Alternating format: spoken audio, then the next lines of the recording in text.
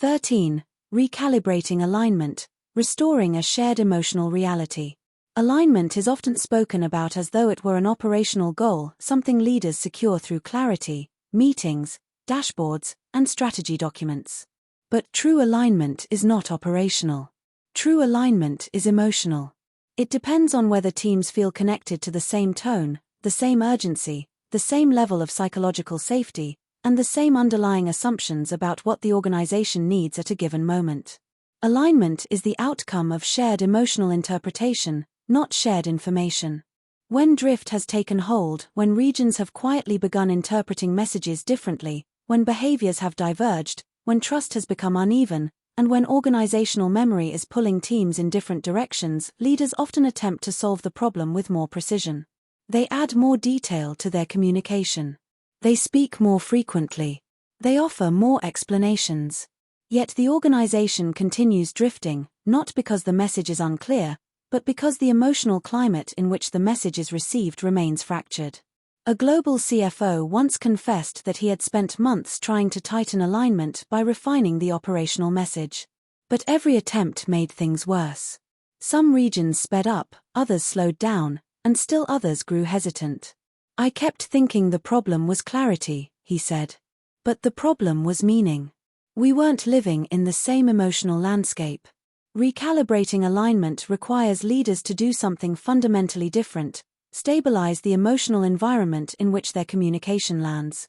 Alignment returns not when people understand the content, but when they share the emotional context. And emotional context cannot be commanded. It must be rebuilt. One of the most powerful ways alignment begins to return is through the intentional stabilization of tone. Tone sets the emotional altitude of the organization. When tone becomes predictable, neither too sharp nor too soft, neither too urgent nor too detached, teams begin to relax into the communication. They no longer search for hidden pressure or concealed meaning. They no longer compare their interpretation with colleagues to determine whether something is wrong. Tone becomes an anchor. And once tone stabilizes, interpretation begins to stabilize too.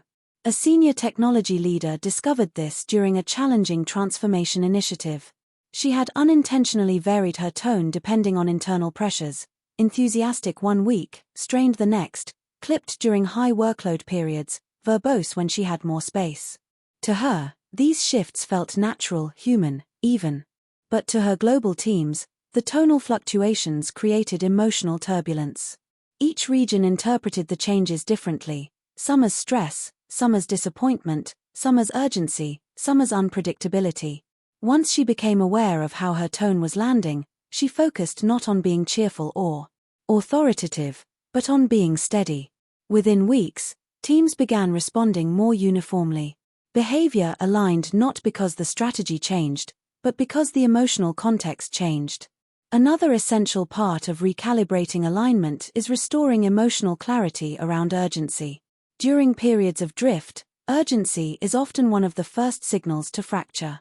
Teams begin operating at different speeds, interpreting pressure inconsistently, and making decisions based on their local emotional instincts rather than the collective intent. Leaders frequently mistake this for capability gaps, but it is not. It is emotional divergence. To restore alignment, urgency must be redefined in a shared way, not through operational instruction, but through conversation. Leaders must recalibrate not just what is urgent, but what urgency means emotionally. For some teams, urgency needs reassurance that action does not equal recklessness. For others, urgency needs containment so enthusiasm does not become haste. For others still, urgency needs contextual grounding so they understand the stakes rather than reacting from fear. One pharmaceutical company facing this challenge held a series of internal dialogues across regions, not to discuss tasks, but to discuss how urgency is interpreted locally. Leaders were stunned by what surfaced. In some countries, urgency was associated with punishment for delays. In others, it was associated with recognition for proactivity. In some, it was tied to regulatory expectations. In others, to customer relationships. Once these emotional associations were understood, urgency could be communicated in a way that carried shared meaning rather than divergent instinct. Alignment followed naturally. Recalibrating alignment also requires bringing silence into the light. Silence is one of the easiest places for drift to hide. When trust weakens, teams become quieter. When tone feels unpredictable, silence grows. When urgency becomes distorted, silence becomes a shield. Yet most leaders treat silence as an absence rather than a presence. To restore alignment, leaders must become curious about silence, what it signals, what it protects, what it fears.